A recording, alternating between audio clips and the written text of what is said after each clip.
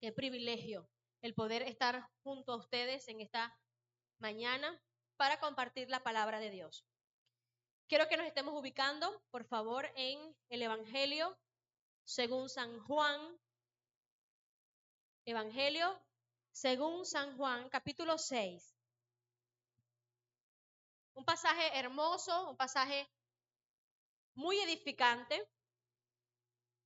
Y allí, justamente allí en ese pasaje, está en ese capítulo, está uno de los versículos que a mí más me gustan, que siempre ha hecho clic conmigo ese versículo. Sin embargo, quiero que sepa que hoy no vamos a predicar allí porque está el versículo que me gusta, sino que vamos a predicar allí porque es una necesidad, ¿amén? Para todos nosotros, porque es la palabra de Dios para nuestra edificación. El capítulo 6 de Juan tiene varias cosas que contarnos.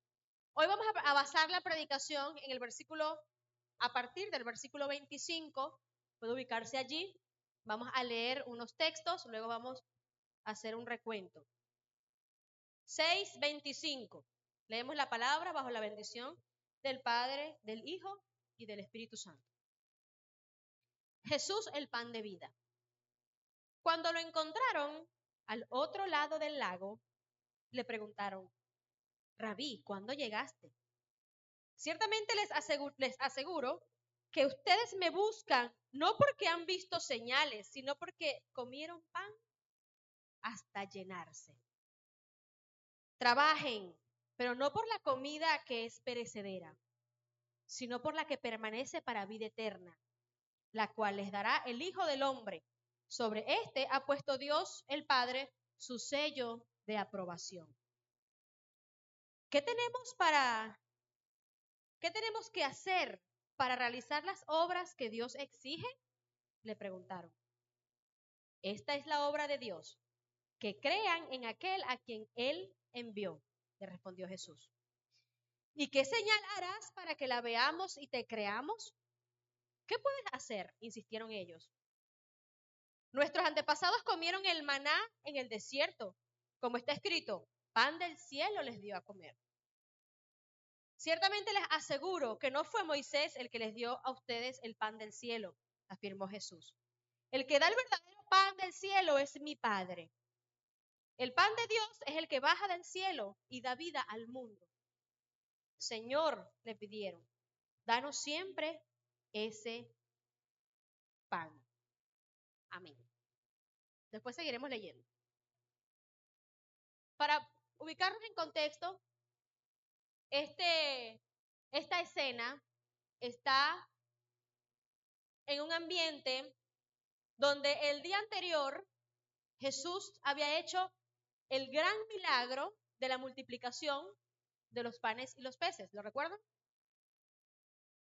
Jesús había hecho un gran milagro a una gran multitud, ¿como de cuántas personas? No, como 20,000 personas. Porque dice que eran 5,000 sin contar mujeres y niños. Y usted sabe que mujeres y niños siempre hay más. Saca la cuenta aquí. Como 20,000, no sabemos, pero muchos. Un gran milagro. De igual manera, si hubiesen sido solamente el número neto, 5,000, igual es un gran milagro, ¿correcto? Porque producir de 5 panes y 2 peces alimento para esa cantidad de personas, para 5,000 es mucho, para 20,000 es mucho más. Sigue siendo un milagro, ¿ok? Eso ocurrió. La gente, al ver esto, dice que ellos comieron, se saciaron, recogieron cestas de sobras y se fueron a agarrar a Jesús y a proclamarlo rey. De hecho, el versículo 14 dice que al ver la señal que Jesús había realizado, la gente comenzó a decir: en verdad, este es el profeta, el que ha de venir al mundo. Pero Jesús, dándose cuenta de que querían llevárselo a la fuerza y declararlo rey, se retiró de nuevo a la montaña, él solo. Le estoy contando todo esto para que vea de dónde venimos. Él anda huyendo, de alguna manera, porque esta gente quiere hacerlo rey, sí porque sí. Y Jesús se va. Luego de eso viene cuando él camina sobre las aguas, porque pasa al otro lado. Los discípulos se van, lo encuentran, todos los seguidores, todos los judíos andan buscándolo, no lo consiguen. Se montan en los barcos, también cruzan el lago y lo encuentran por fin. Y ahí es donde hoy vamos a hablar. ¿Ok? Pero con esto en mente, ¿de dónde venimos? Cuando encontraron, ahora sí, empieza una conversación, hermano, una conversación que me parece a mí es sumamente reveladora.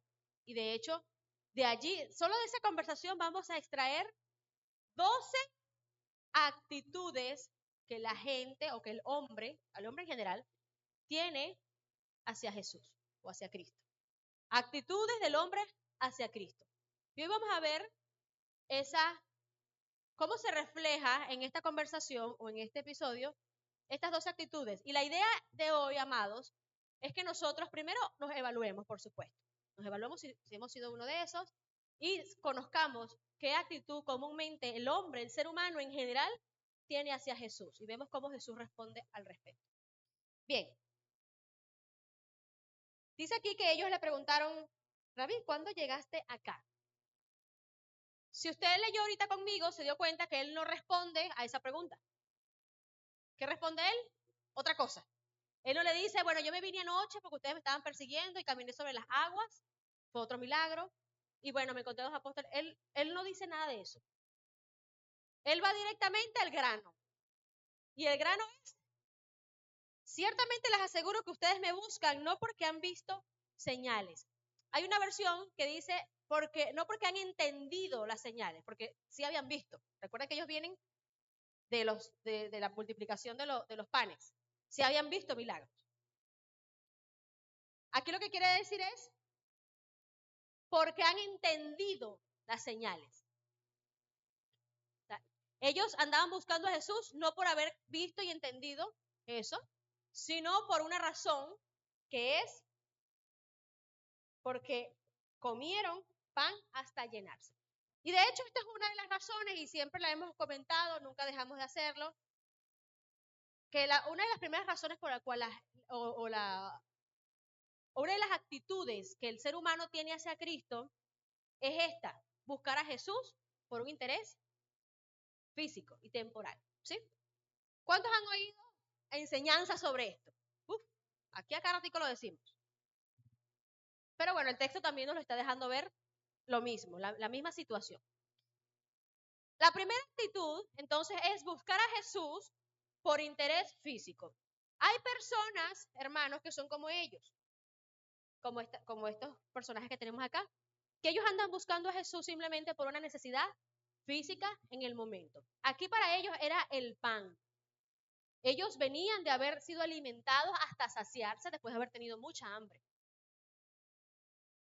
Ahora Jesús hizo el milagro, ellos andan buscándolo, ellos no les importa cómo Jesús sacó de tantas canastas de pan, de dónde la sacó, a ellos no les importa qué poder tenía Jesús, no les importa nada de eso, por qué lo hizo, qué significaba eso. A ellos lo que les importaba era, queremos más comida. Queremos que seas nuestro rey para que no nos falte el pan en nuestro reino. Eso era, hermano, eso era. Buscar a Jesús por un interés físico, ¿ok? Entonces, siempre analizamos y decimos cuántas personas hay en el mundo y aún dentro de la iglesia que asisten, que vienen, que buscan, que vienen, es solamente para que Dios les sacie en el momento una necesidad física. Mira, es que no tengo nada que comer, bueno, voy para la iglesia para orar por eso. Y del resto no, nunca voy. Cuando ya el Señor me provee, no fui más, porque ya tuve lo que quise.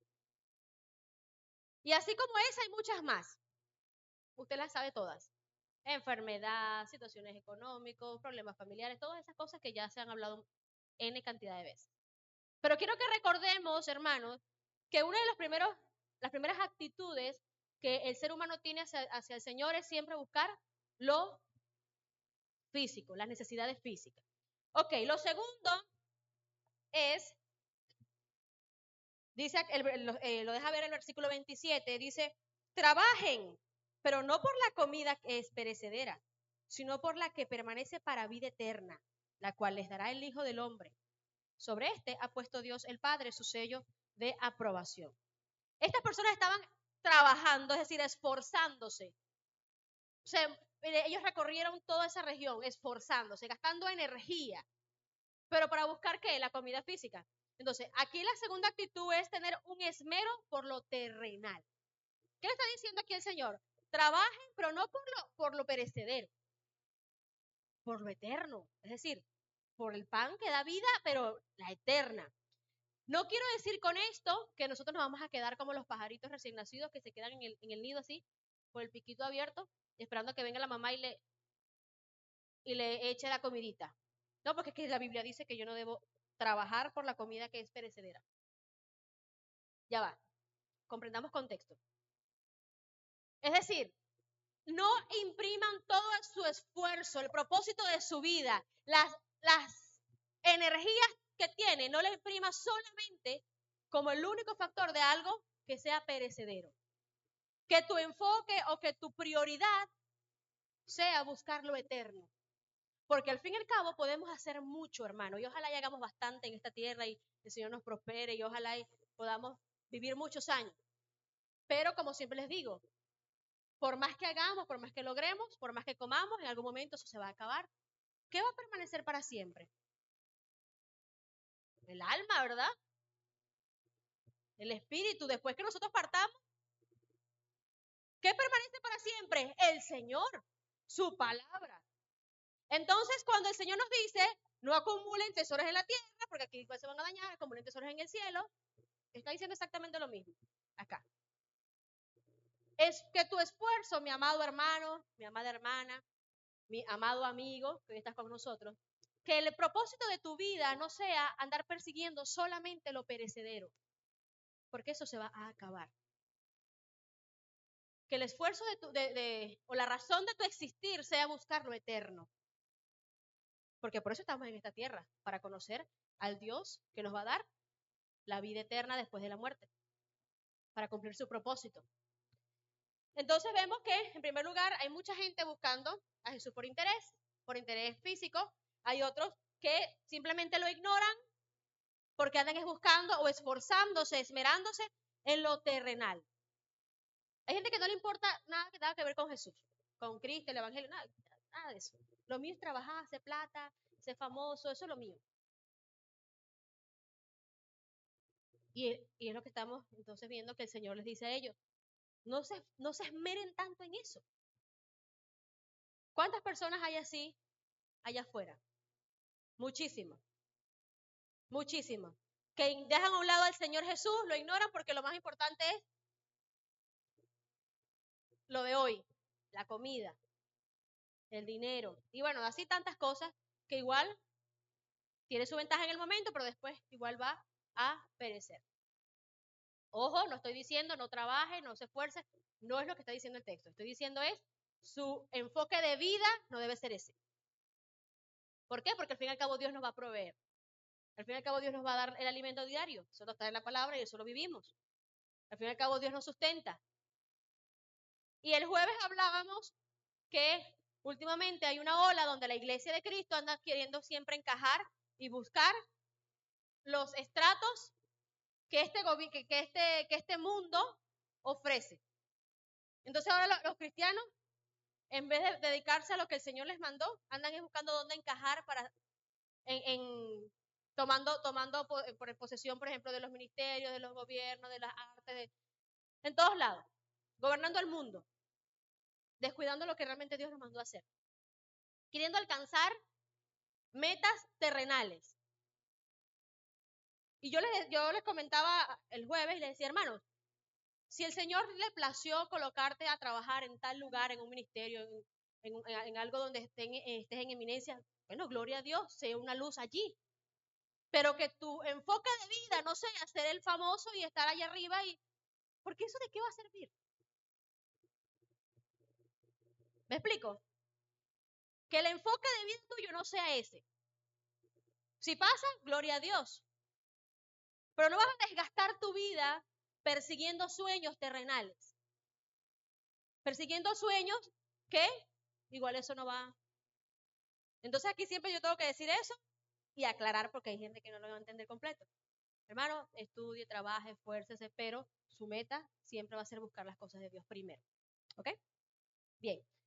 Ese es la segunda actitud. La primera era buscar a Jesús por un interés físico. La segunda, tener siempre un esmero en lo terrenal.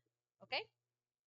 La tercera, vemos aquí que Jesús le dice a ellos, ustedes no me están buscando porque han entendido los milagros o porque han visto las señales. Y esa es una tercera actitud que tiene el ser humano hoy día. No entienden las señales que Dios nos da. No las entienden. Y las andan buscando, ojo. Mucha gente le encanta un milagro, una señal, una cosa, algo así como medio espirituoso, algo que se vea sobrenatural. A la gente le encanta eso. Muchas son mentiras. Pero cuando Dios obra, que es todos los días y a cada rato, cuando Dios hace algo maravilloso en nuestra vida, no lo entendemos. No entendemos el fin de eso. Yo les pregunto, ¿cuál creen ustedes que fue el fin o el propósito por el cual Jesús multiplicó los panes y los peces? El propósito general. ¿Mm?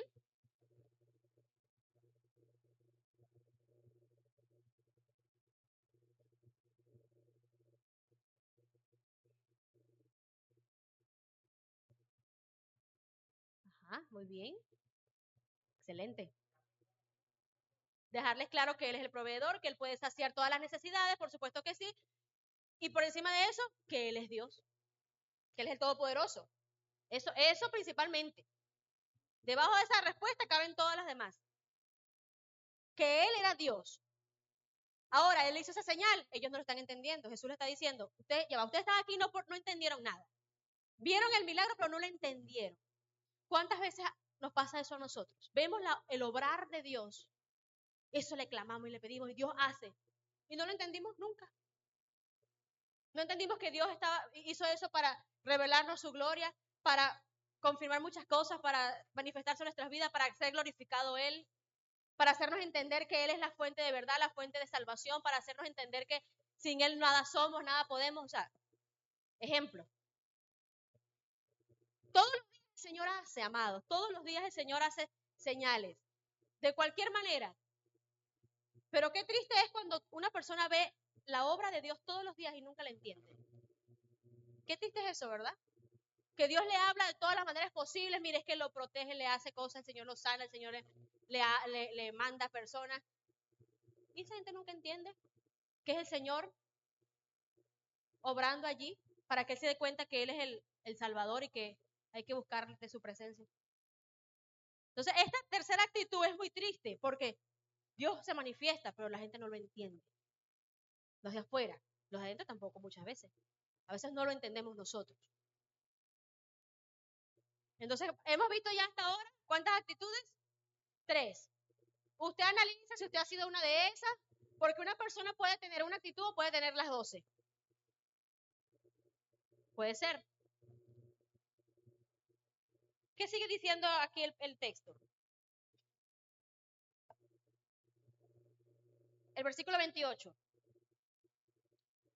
¿Qué tenemos que hacer para realizar las obras que Dios exige?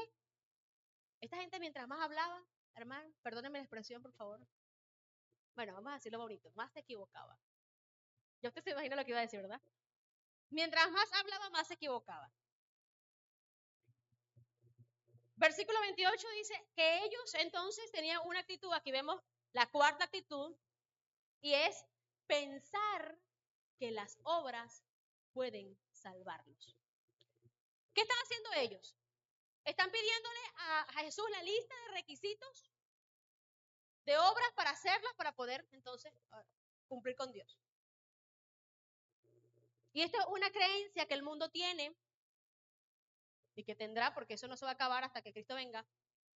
Y es que la gente anda buscando la salvación por obras, es decir, por sus propios medios y sus propios méritos. Por eso es que existen tantas religiones en el mundo, porque la gente anda buscando siempre la manera de, a su forma, querer ganar el favor de Dios.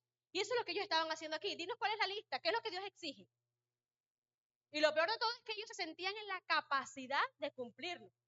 Si no pudieron cumplir la ley, que eso es bastante, ¿verdad? Ahora están exigiendo, ¿qué es lo que Dios quiere? Obras. Sin embargo, vemos que la respuesta del Señor es la siguiente. Esta es la obra de Dios. O sea, el Señor Jesús, con lo que vamos a leer ahorita, Él les desmonta esa teoría a ellos y les dice, ustedes están esperando una lista de exigencias, porque dice, ¿qué exige Dios? Pero la única obra que Dios exige o la única obra de Dios es esta, que crean en aquel a quien Él envió. Punto. Que crean en aquel a quien Él envió. ¿De quién está hablando? De sí mismo, ¿verdad? Jesús le está diciendo, mira, ustedes están esperando una lista de exigencias, pero realmente lo que Dios quiere de ti, lo que Dios quiere de mí, es que creamos en Jesús, en Cristo. Y muchas personas ven el Evangelio como esto, como una lista de exigencias que Dios quiere que hagamos. Por eso es que muchos no se acercan ni a la puerta, porque no, eso es demasiadas normas. Porque creen que el Evangelio es eso. Porque es lo que nosotros le hemos enseñado. Un poco de normas. Y no es un poco de normas, es una relación personal con Cristo, el Evangelio. Lo que viene después, hermano, eso es consecuencia de mi salvación. Por supuesto que sí. Pero la esencia del Evangelio es arrepentimiento, convertimiento, volverse al Señor. Eso, lo que siempre se habla. Eso es la esencia del Evangelio, la vida eterna. Entonces Jesús aquí desmonta esa teoría y les dice a ellos, miren, realmente están esperando una lista, pero no existe, no está. Lo que Dios quiere es esto. Y es lo que Dios nos dice hoy. Amado, Dios lo que quiere es que tú creas en Él. Que tu corazón siempre esté allí, convencido y en fe hacia Él. Eso es lo que Él quiere. Vamos a seguir viendo acá. Dice el versículo 30. Vamos por el 30, ¿verdad? ¿Y qué señal harás para que la veamos y te creamos? Hermano, esta pregunta es demasiado igualada en la vida. Hay una versión que dice, si tú quieres que creamos en ti, ¿qué señal vas a hacer? Qué abusadores, ¿verdad? Qué abusadores. ¿Por qué? Porque ellos le hacen preguntas y les dice, ¿qué señal harás? O sea, ya va, ellos ya habían visto una señal. No es que ellos no habían visto nada, estamos aquí, primera vez que te vemos, mucho gusto, ajá, cuéntanos. No, ya ellos habían escuchado el mensaje, ya ellos habían visto los milagros, ya habían comido por sus propios medios, habían experimentado el poder de Dios. Entonces le están haciendo preguntas, como cuestionando, como que, ajá, pero ¿qué vas a hacer tú? Ya lo había hecho, ya el Señor había manifestado su poder, pero a la gente le encanta probar a Dios. A la gente le encanta eso. Dios se manifiesta, no, pero es que eso no es suficiente. Vamos a ver qué otra cosita hay por allí. Ellos no querían saber qué iba a hacer Jesús para su identidad, era para ver qué más podían sacarle.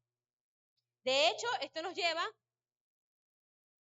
esa era la quinta actitud, ¿sí? Probar a Jesús y hacerle preguntas egoístas. Y eso es lo que también se ve muchísimo, cuando la gente siempre anda probando a Jesús, como tentando al Señor. Y vemos que ahí en ese mismo texto, ellos dicen, si tú quieres que te creamos, ¿qué vas a hacer? ¿Qué puedes hacer? Insistieron ellos. Hay esta versión, la NBI dice, ¿qué señal harás para que veamos y te creamos? Como un negocio, vamos a negociar. ¿Qué tienes para ofrecer? La sexta actitud es negociar o querer negociar con el Señor. Qué error, hermano. Porque no es que si tú quieres, porque es como que si tú quieres que creamos en ti, ya va, ¿quién es el interesado en salvarse? Pregunto. Nosotros, pero nosotros no. Pero la humanidad no entiende eso. La gente cree que Dios es el que está ahí, no, mire, que Dios nos agarra por la chiva a nosotros. Una cosa así. Como esas expresiones mundanas que se dicen. O sea, como que es que Dios es el que está interesado y es el que Dios es el que necesita de mí y es que Dios es el que quiere y el que está ahí. Por supuesto, Dios quiere y eso lo dice la palabra. Pero no se trata de yo querer negociar con el Señor porque el interesado es Él. El interesado soy yo. El que necesita, pues, soy yo. Él no necesita de mí, ni de nadie. Ya Él está completo, Él es Dios. Somos nosotros. Ah, pero ellos, así sobrados, le dijeron, bueno, si tú quieres que creamos en ti, dale, pues, haz algo. Qué abusadores. En serio. Si tú quieres, bueno, igual, igual tú sales ganando, una cosa así. Y realmente esto es verdad. ¿Quién es el creador? Pregunto. ¿El Señor? ¿Quién es la criatura? Nosotros. Pero es que, ¿qué pasa? Que nosotros hemos predicado un evangelio antropocéntrico, es decir, centrado en el hombre, donde lo importante es quién. Ay, yo soy lo más importante que hay en la faz de la tierra y en todo lo creado. Y como yo soy tan bueno y yo merezco todo, entonces por eso Jesús murió por mí. Pues no. El Señor es lo más importante, el Señor es lo más valioso y Él murió en la cruz por misericordia para salvarme. ¿Ve cómo el evangelio cambia?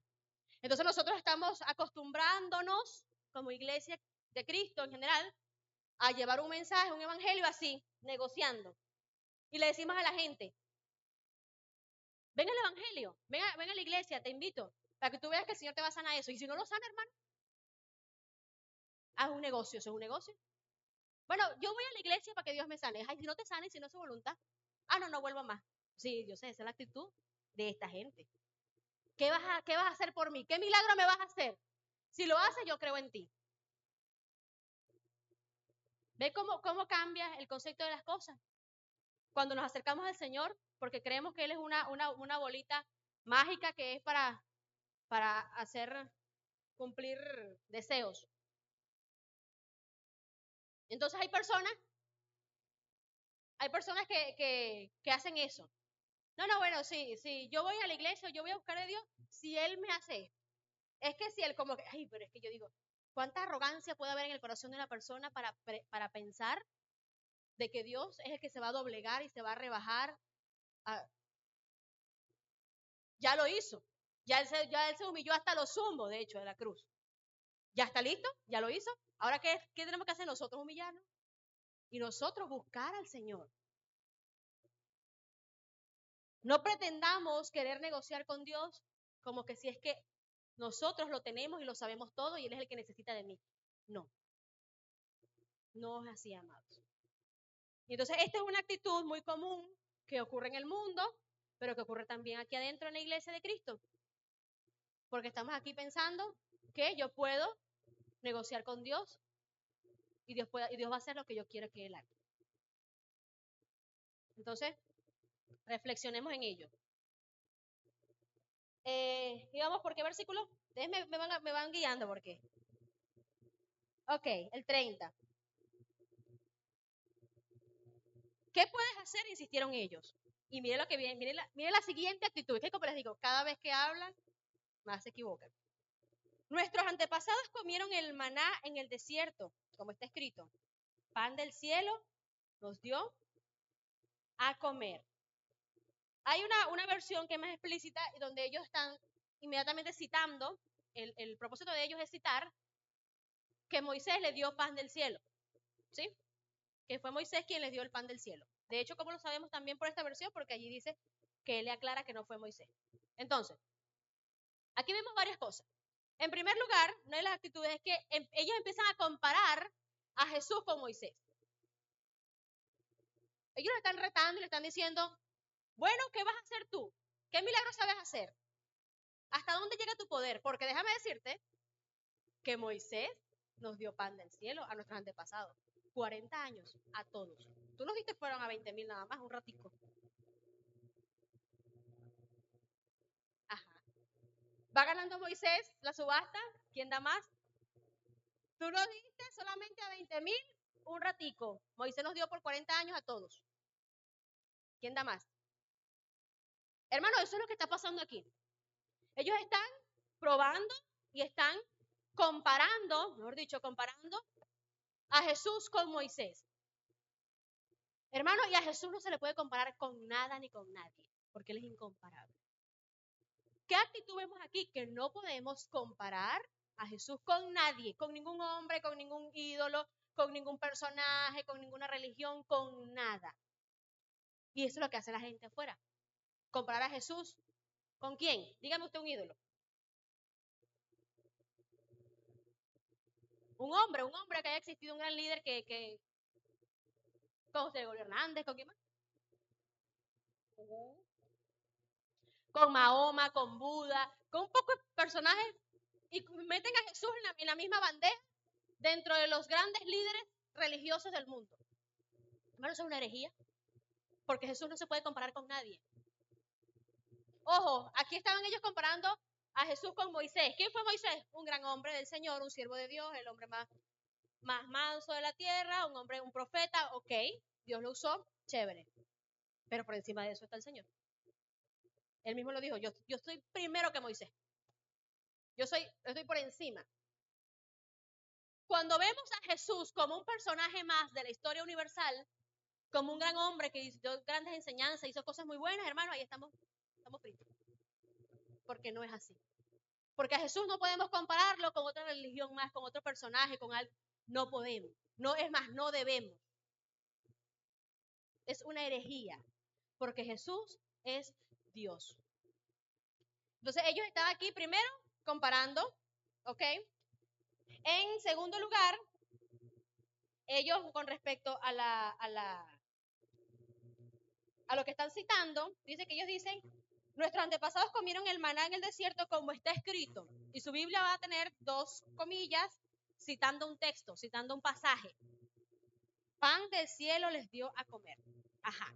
Ese es un versículo que ellos están citando, que está específicamente en el Salmo 78, donde 78-24, donde ellos están citando un pasaje que si usted lee el Salmo 78, en ningún momento está hablando de las grandes hazañas de Moisés. ¿Está hablando de quién? ¿De las grandes hazañas de quién? De Dios, por lógica. Yo sé que ahorita no lo leyó, ¿no? Pero por lógica usted y yo sabemos que los salmos hablan es de Dios. Ellos estaban agarrando un pedacito del versículo y está diciendo, mira lo que hizo Moisés. Están citando la escritura. Ahora, eso nos lleva a nosotros a reflexionar en cuanto a la octava actitud errónea que tenemos muchas veces y es utilizar la escritura como no es. ¿Por qué? Porque es verdad, agarraron un versículo de allá del 78, del Salmo 78, pero ahí no estaba hablando de Moisés, ahí estaba hablando ahora del poder de Dios. ¿Y ellos cómo lo están usando aquí? Como un escudo para decir, mira lo que hizo Moisés. Hermanos, un detallito que siempre enfatizamos acá y es cuidado con la interpretación de la escritura, cuidado con usar los textos bíblicos fuera de lo que Dios quiere. Y eso es lo que el mundo hace. Agarrar un versículo de la Biblia para atacar el mismo evangelio de Cristo. ¿Usted ha visto gente así que utiliza un versículo para atacar el mismo evangelio? Es una locura. Para contradecir a Dios mismo, agarran un versículo. Pero es que ahí dice, sí, ahí dice eso. Dice las palabras que estás diciendo, pero no significa lo que estás queriendo decir. No le estás aplicando a eso, no estás leyendo contexto, tú no estás aplicándole a eso hermenéutica ni doctrina ni nada. A conveniencia, es correcto. Utilizar la Biblia a conveniencia, como me parece, como yo quiero, y ahí eso es una actitud errónea. La gente en el mundo ve el evangelio, ve la Biblia para atacar al mismo evangelio. Y eso no debe ser. Ellos están haciendo. Allí mismo, en ese texto, dice que, versículo 32, ciertamente les aseguro que no fue Moisés. Lamento desilusionarlos. De verdad que me da mucha pena con ustedes, que ustedes hayan creído que fue Moisés, pero mira, no fue Moisés. ¿Quién fue? ¿Qué dice aquí? El que les dio a ustedes el pan del cielo. No fue Moisés el que les dio a ustedes el pan del cielo. Sáquense ese chip de la cabeza de que las grandes hazañas las hizo un hombre, las hizo fue Dios. Y esto también nos ayuda a entender, hermano, que la Biblia está llena de historias hermosas, admirables, donde hay grandes personajes de la Biblia, ¿verdad? Nómbrame un personaje de la Biblia que a usted le parezca fascinante. ¿Mm? ¿Quién? David. ¿Quién más? Daniel, José, Job, Abraham. Grandes personajes que están en la galería de la fe de paso. Pero yo digo, las grandes hazañas o todo lo que pasó en su vida, ¿la gloria es de quién? ¿De ellos o de Dios? ¿Quién fue el que obró por encima de ellos? El Señor. Entonces nosotros muchas veces nos acercamos a la Biblia viendo, admirando, alabando indirectamente a los personajes. Y pasa tal cual como está aquí con Moisés. Quien lo hizo fue el Señor. Usó a Moisés, o sea, Moisés fue el que dirigió, sí, pero la gloria no se la lleva a Moisés. Es lo mismo que pasa con nosotros. Dios nos usa a nosotros, a cada uno en alguna área. Pero ¿quién se lleva la gloria? ¿Usted? ¿Y yo o Dios? Dios. Cuando el Señor abrió el mar, no, ya me adelanté. Pero ¿quién, mejor dicho, quién puso la vara en el mar para que se abriera? Moisés. ¿Pero quién lo abrió el mar? El Señor. Entonces, podemos ver, Dios usa personas, pero al fin y al cabo, quien hace la obra es el Señor. Es decir, quien se lleva la gloria, pues es el Señor. Lo mismo está pasando aquí. Lo mismo está pasando aquí. Hermano, tu ejemplo o tu héroe es el Señor Jesús. Amén. Los personajes de la Biblia están para inspirarnos, para ayudarnos, para orientarnos, pero por encima de eso está la obra de Dios a través de ellos. Entonces, esta gente hace eso, compara a Jesús con Moisés, aparte de eso cita las escrituras erróneamente, están viendo como personaje principal o como el superhéroe a Moisés, y no es así. La gloria se la lleva es el Señor, es Dios. Y de paso, aquí el Señor les dice a ellos, el que da el verdadero pan del cielo es mi Padre. Ahí se lo está diciendo. La verdad verdadera es mi Padre. El pan de Dios es el que baja del cielo y da vida al mundo. Está diciendo a ellos, miren, el pan que Dios le dio a los hijos de Israel en aquella época era un pan que no era el verdadero. Porque le dice, el verdadero pan lo da el Señor. O sea, en ese momento no era el verdadero, en ese momento era como una copia. El verdadero es el que viene ahorita. Es decir, que la provisión sobrenatural que dio el Señor, que vaya que fue un milagro hermoso ese, el haber dado maná por 40 años a los hijos de Israel. Ese hecho fue algo temporal, porque igual esa gente se murió, igual era algo físico, era perecedero y era símbolo de lo real. ¿Qué era lo real? Jesucristo, que es el pan de vida, lo está diciendo aquí.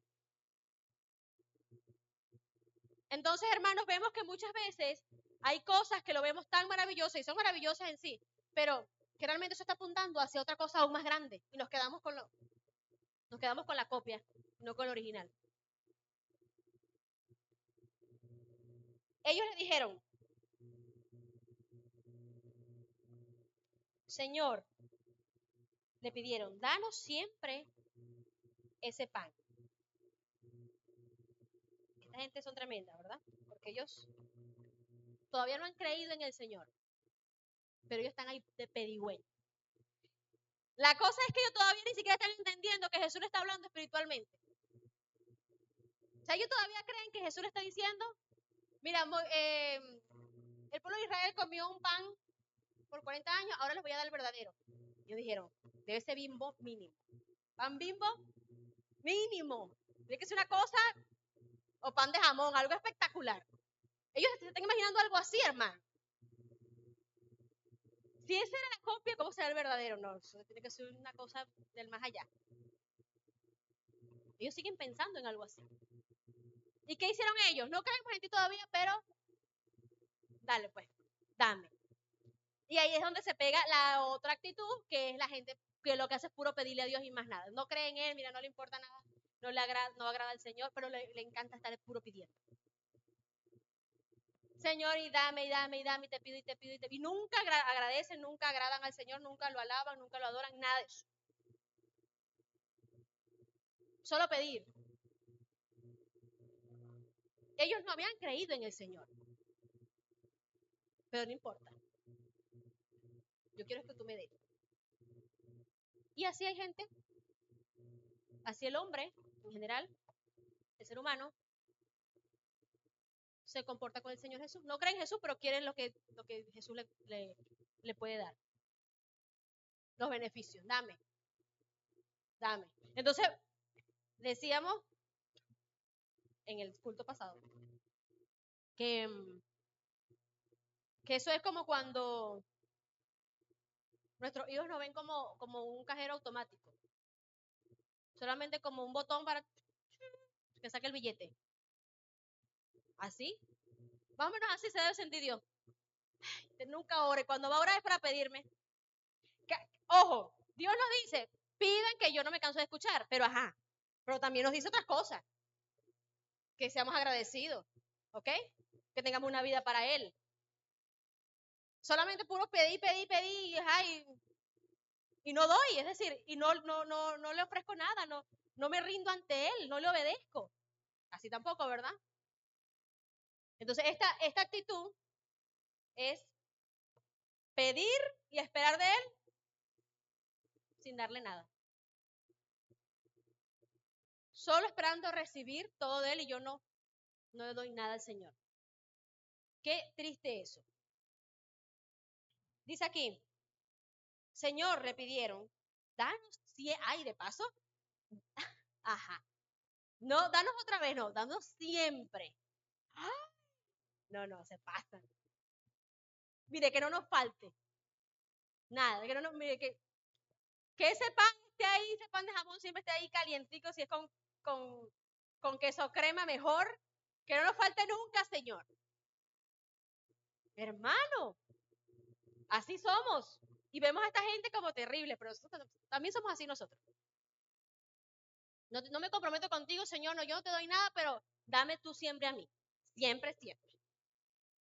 Actitud, hermanos, actitudes erróneas de cómo el ser humano se acerca al Señor. Dice acá entonces, el versículo 35, yo soy el pan de vida. Ah, chimbo, mano. Una sorpresa para ellos. Sorpresa, no es pan Bimbo, soy yo. Eso es como cuando, le dicen a uno, ¿qué me trajiste? ¿Qué me vas a regalar? ¿Yo? Y el 14 de febrero nos pusimos un lacito en la cabeza. Yo soy el regalo. Ay, no. Yo quería un otro regalo. Tú, no. Algo así, hermano, está pasando aquí. Ellos están imaginando una cosa, una panadería completa. Y el Señor le dice, sorpresa, con el lacito aquí, soy yo. Yo soy el pan de vida. De lo que les está hablando soy yo mismo, pues. Y él le dice, el que a mí viene, nunca pasará hambre. Y el que en mí cree, nunca más volverá a tener sed. De hecho, esto nos recuerda, ¿a qué les recuerda esto? Vamos a ver si estamos en conexión. ¿Qué historia recientemente se predicó de que Jesús dijo, ajá, el de la mujer samaritana se parece, ¿verdad? Es que el Señor eso es lo mismo siempre, hermano. La palabra de Dios es una sola. Cuando a la samaritana le dijo, mire, del agua que yo le doy, más nunca va a tener sed. Y ella, ay, sí, dame esa agua. Déjame buscar más cántaros, lléname todo eso. Ella sigue pensando en algo terrenal. Aquí pasa igual, el Señor le está explicando, mire, con lujos y detalles, y ellos siguen pensando en la panadería. Pero Él le está diciendo a ella, a ellos, soy yo. Y ahí empieza la explicación teológica, ¿no? Y le dice, mire, el que viene a mí nunca pasará hambre, y el que en mí cree nunca más volverá a tener sed. Pero como ya les dije, a pesar de que ustedes han visto, no creen. ¿Se dan cuenta? Ellos están pidiendo, ellos quieren hacerlo rey, pero todavía no creen. Y así hace la gente hoy día. Quiere los beneficios de Jesús, quiere llamarse cristiano, quiere que Dios le dé todo, pero todavía no creen. Tristemente. Todos los que el Padre me da, vendrán a mí, y al que a mí viene, no lo rechazo. Porque he bajado del cielo no para hacer mi voluntad, sino la del que me envió. Hermanos, y aquí viene un detalle importante que tristemente ha traído muchos problemas en la iglesia de Cristo. Porque la gente como le gusta ser pendular, o le gusta estar en un extremo o en el otro. Y es que hay algo que no voy a profundizar en eso, simplemente voy a nombrar porque aquí hay un texto hermoso que nos deja ver el plan del Señor. Y es que hay algo que la gente o la iglesia de Cristo o cree una cosa o son un extremo o se va el otro. Es decir, hay unos que dicen, no, mira, yo para ser salvo, eso depende de mí. Si yo decido, si yo hago, si yo creo, si yo hago todo, yo soy salvo. Depende de mis esfuerzos. Si cuando el Señor venga yo estoy haciendo esto, yo estoy haciendo aquello, yo soy salvo así. Dependiendo de mí, de lo que yo haga. Pregunto, ¿eso será que está correcto? No, ¿verdad? Yo soy el único responsable de mi salvación. Yo decido, yo hago, ok. Eso es un extremo. Hay gente que lo cree de esa manera. Está el otro extremo que dice, mira, Dios lo que quiere es que tú existas y si tú por casualidad de la vida estás predestinado, vas a ser salvo, hagas lo que hagas o no hagas lo que no hagas, estás predestinado para salvación, así, bueno, ese es el otro extremo. Entonces no predicamos, ¿por qué? Porque vamos a predicar si el Señor va a salvar a quien Él quiera. Son dos extremos, hermanos, tan dañinos, tan terribles a mi criterio. Pero que la Biblia no nos deja ver ni una cosa ni la otra. La gente Entonces, por supuesto, lo que decía hace rato, buscamos versículos para apoyar uno o el otro. Pero realmente, y ahorita vamos a ver cómo el misterio o el plan de Dios es tan equilibrado y tan perfecto. Es tan equilibrado y tan perfecto que nosotros muy difícilmente lo vayamos a entender. ¿Qué quiere decir eso? Mire lo que dice aquí. Versículo 39. Y esta es la voluntad del que me envió. Vamos a ver cuál es la voluntad del que me envió. Que yo no pierda nada de lo que Él me ha dado, sino que lo resucite en el día final. Anteriormente, Él ya había dicho, todo lo que el Padre me da, vendrán a mí. Y al que a mí viene, yo no lo rechazo. Es decir, hay una obra soberana, redentora del Señor. ¿Sí? Eso es lo que está diciendo aquí al principio. ¿Quién hace la obra? ¿Quién convence? El Espíritu Santo, ¿verdad? Eso todos lo sabemos. Yo soy salvo ¿por qué? Depende de quién, del Señor, porque Él es el que me salva. Yo no puedo hacer nada para salvarme. Entonces, eso es lo que está diciendo aquí, el pasaje, el Señor. Hay una obra por encima de todo lo demás que depende del Señor. Ahora, mira lo que dice el versículo siguiente. 40. Porque la voluntad de Dios, hay dos voluntades. O sea, fíjate que al principio dice, porque la voluntad de Dios es esta, y luego dice, la voluntad de Dios, es decir, otra vez repite la frase. Ahora mira lo que dice, es que todo el que reconozca al Hijo y crea en Él, tenga vida eterna.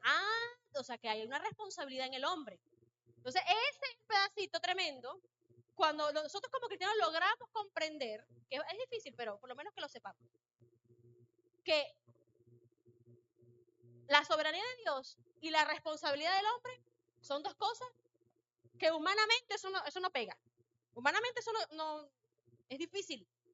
Porque, entonces ¿de quién depende? ¿De mí, de mi responsabilidad o de Dios? Hermano, la Biblia dice que es soberanía de Dios y también que es responsable. No sé cómo se pega eso. Y eso yo lo decía a los hermanos, eso es como que si dijéramos, si el Señor me salva, o si soy salvo es por su misericordia, es gracias a Él, pero si me pierdo es por culpa mía. Es así. Entonces ahí viene lo que les iba a decir. Ahí es como que si dijéramos, si cae sello, gano yo. Y si cae cara, pierdes tú. ¿Así? ¿Cómo? Véalo así. Si cae sello en una moneda, si cae sello, gana Dios, ¿ok? La gloria es de Dios. Y si cae cara, pierdes tú. O sea que de alguna manera Dios siempre va a ser glorificado. Eso.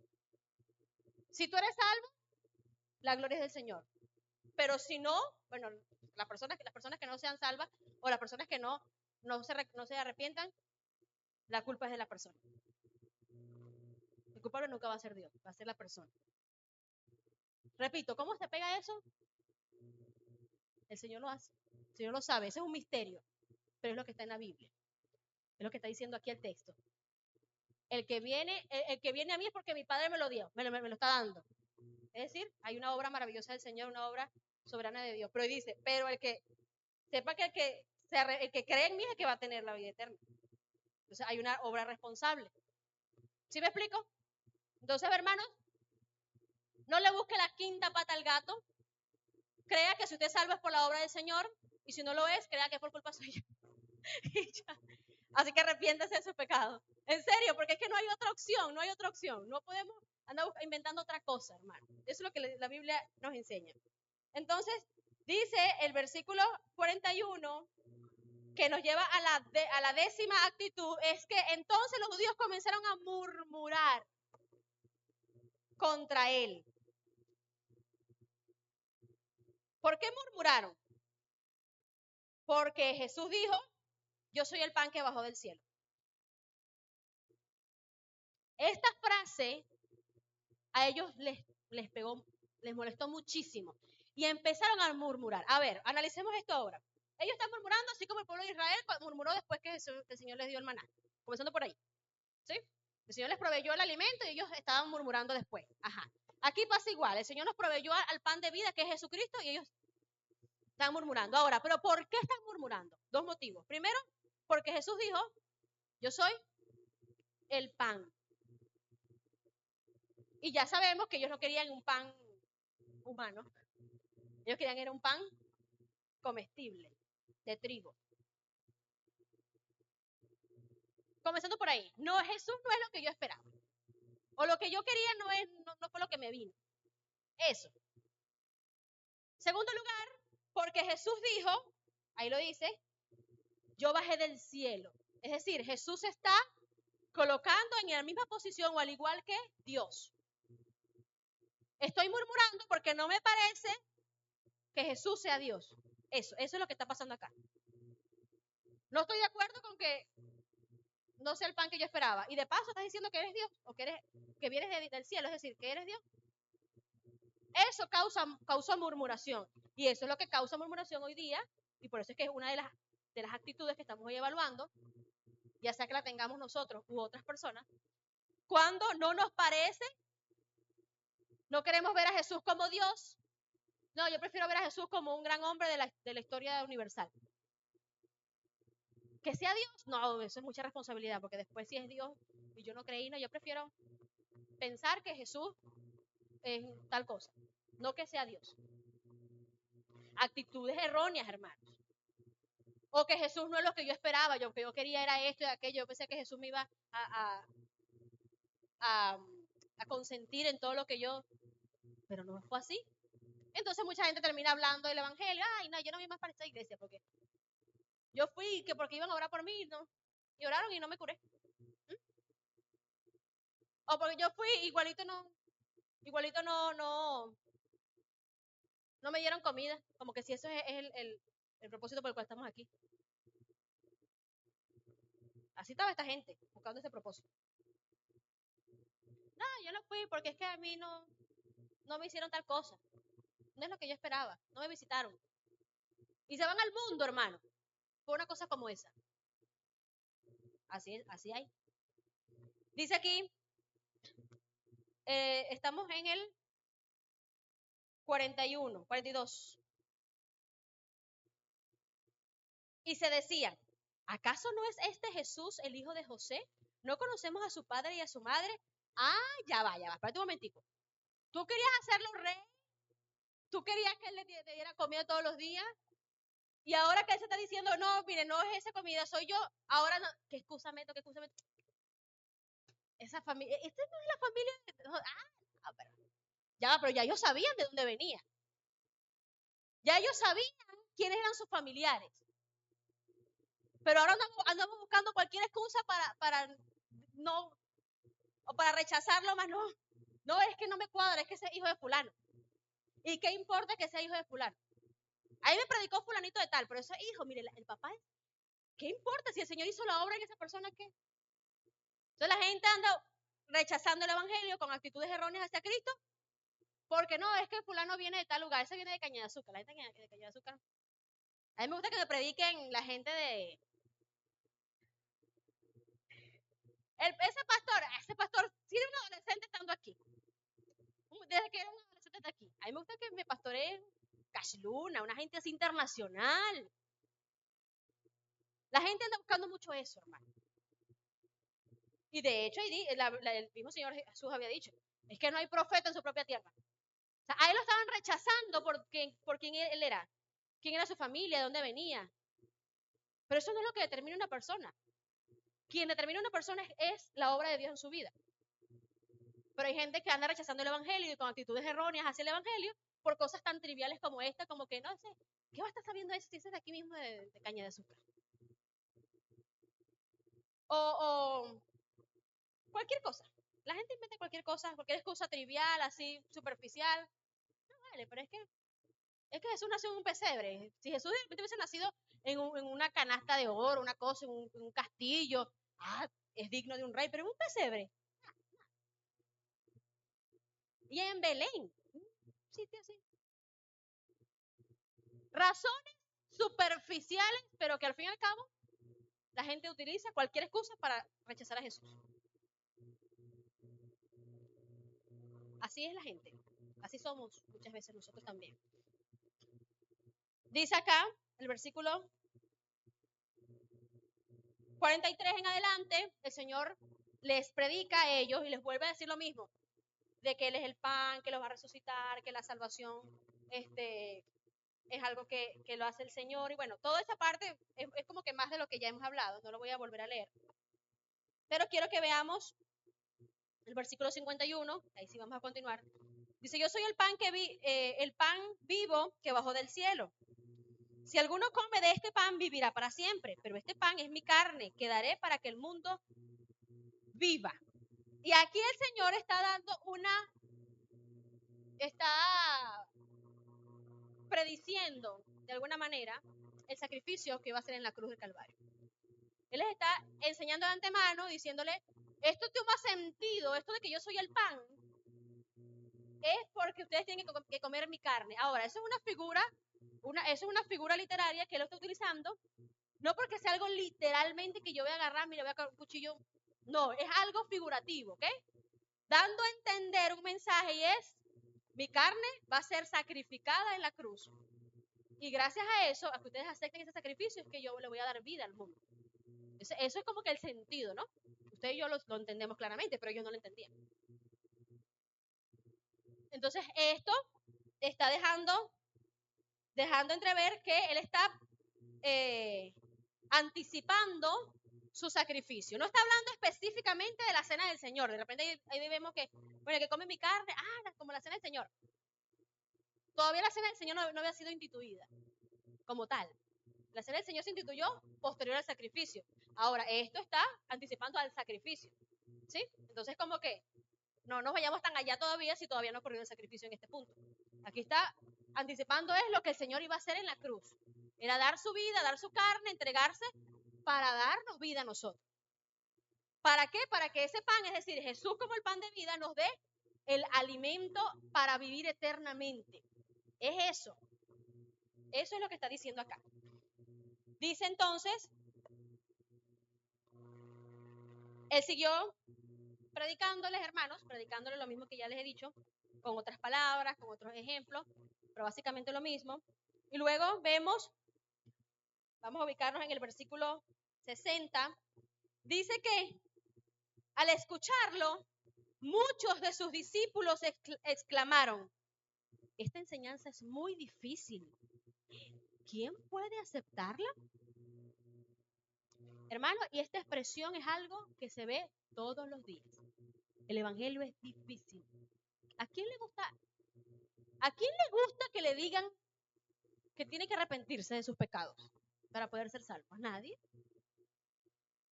¿Al mundo le gusta el evangelio? No, por eso es que estos tienen una tirria a Cristo, al evangelio. Por eso es que siempre hay algo en contra del evangelio.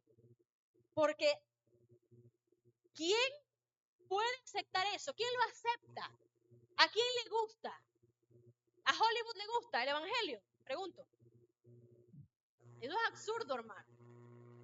Al sistema de este mundo le gusta el evangelio, a nadie le gusta. Por eso es que son palabras difíciles. Y aquí dijeron ellos. Al escucharlo, muchos de sus discípulos, es decir, estos discípulos está hablando de todos los que están allí en general, no solamente de los 12 apóstoles, sino de todos en general. ¿Quién podrá escuchar esto? ¿Quién puede, hermano, hoy día escuchar el evangelio y aceptarlo así tan fácilmente? Solamente a quien el Espíritu convenza, definitivamente. Aquel que se arrepienta de sus pecados y se dé cuenta y diga, definitivamente yo necesito buscar del Señor. Pero el resto, eso no es saludable, eso no es agradable. Saludable sí es. Agradable no es. Entender, un día leer la palabra y que alguien me predique y yo entienda que mi espera es la condenación eterna si no busco al Señor. Eso no es agradable. ¿Por qué? Porque a mí me gusta estar relajado aquí, live, y creer que si me muero ya se acabó todo. Eso no es agradable. Pero por eso es que esto es para valientes, como dice la palabra. Por eso fue que vino Jesús a morir. Porque no es fácil. Entonces aquí dice que ellos dijeron, ¿quién puede aceptar esto? Más adelante, en el versículo 66, desde entonces muchos de sus discípulos le volvieron la espalda y ya no andaban con él. Y ya aquí estamos llegamos a la última actitud y la más triste y la más terrible, es cuando la gente le da la espalda al Señor. Es cuando la gente, mira, se cansa, murmura, desacredita, lo prueba, se pone de igualado, lo compara, lo que hace es puro pedirle, o sea, todo lo que ya hemos visto. Se acerca por interés, pero al final ya le da la espalda al Señor. Esa es la actitud más triste del ser humano, darle la espalda al Señor Jesús. Es lo más tremendo cuando una persona ha escuchado el evangelio y viene a la iglesia cada semana, viene a la iglesia cada vez, pero finalmente como que pasa cualquiera una de estas cosas, cualquiera de estas actitudes y finalmente termina siendo la última. Dice que le dieron la espalda y ya no andaban con él. Ya no me importa, ya qué tanto. Hermano, y es muy triste esto. Porque esa es la decisión más terrible que un ser humano pueda tomar. Darle la espalda al único que nos puede dar la vida eterna. Porque de hecho dice aquí más adelante, dice, así que Jesús le preguntó a los 12, ¿también ustedes quieren marcharse? Es una pregunta confrontativa que el Señor le está haciendo a ellos y es una pregunta confrontativa que el Señor nos hace a nosotros. El mundo le está dando la espalda al Señor. Y el Señor nos pregunta a nosotros, ¿también queremos marcharnos? También queremos estar de espaldas al Señor, también queremos ser malagradecidos, también queremos solamente acercarnos por interés, también queremos estar murmurando y también queremos ver a Jesús como simplemente una fuente de provisión terrenal. También queremos hacer eso. Y esto es un mensaje que es para las personas que no conocen al Señor y también para los que lo conocemos. Porque aquí ellos lo conocían al Señor. El Señor Jesús le está preguntando a sus 12, le está diciendo, ¿ustedes también se quieren ir? Pregunto. Y es lo que el Señor nos pregunta a nosotros. ¿También queremos? Y a veces tenemos que hacernos esta pregunta. ¿Estoy aquí por qué? ¿Porque estoy obligado o porque realmente lo entendí? Y aquí Pedro le dice, Señor, ¿a quién iremos si solo tú tienes palabras de vida eterna? Hermano, esto es increíble, esto es maravilloso. ¿A quién iremos? La respuesta de Pedro es la misma que usted y yo tenemos que hacernos. Señor, ¿a dónde yo voy a ir? ¿Qué opción tengo? ¿Qué opción tengo? ¿Qué otra religión es buena? ¿A qué otro Dios yo voy a adorar? ¿Qué otro camino yo voy a tomar? Si solamente tú tienes palabras de vida, si solamente tú puedes salvarme.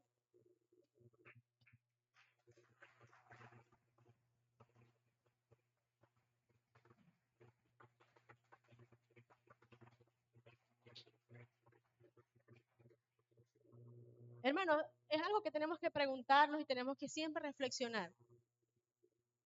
¿Estoy aquí por qué? Porque realmente entendí que solo el Señor puede darte vida. Porque entendí que definitivamente fuera de Él no hay sentido de nada. Es algo que la iglesia de Cristo hoy tiene que reflexionar, hermano, y cada vez que nosotros tengamos alguna de estas actitudes contrarias, que tengamos estas actitudes que no solamente la tiene el mundano, la tenemos nosotros muchas veces también. Cada vez que esto pase, recordemos esto. Señor, pero ¿a quién iré? ¿Pero qué voy a hacer yo con mi vida? Y es que no hay más opción, hermano. ¿Qué dice la palabra? Yo soy el camino, la verdad y la vida. Ya no hay más, ya no hay más. Y yo quiero que usted hoy reflexione y si aquí hay alguien que ha estado dudando, si ha estado inquietado estos días, si ha estado temeroso, porque no sabe si es la mejor decisión, porque no sabe si esta es la verdad, si es el camino correcto, porque cree que ha estado perdiendo el tiempo, porque de repente no es lo que usted esperaba. Quiero que en esta mañana cierre sus ojos y reflexione un momento en su corazón. Y solamente hágase esta pregunta. La respuesta se la va a dar el Espíritu Santo a su vida. Hágase esta pregunta. Señor, ¿a quién iré? Dime a dónde más voy a ir. Dime qué más voy a hacer. Si solo tú, Señor, tienes palabras de vida eterna. Si solo tú me puedes salvar. Si solo tú, Señor, entregaste tu vida por mí, solo tú, Señor. Si solo tú me amaste así, de esta manera, tan incondicional. Nadie más lo ha hecho, nadie más ha muerto por mí, solamente lo hiciste tú. ¿A quién iré sino a ti, Señor? Hoy entrego mi corazón.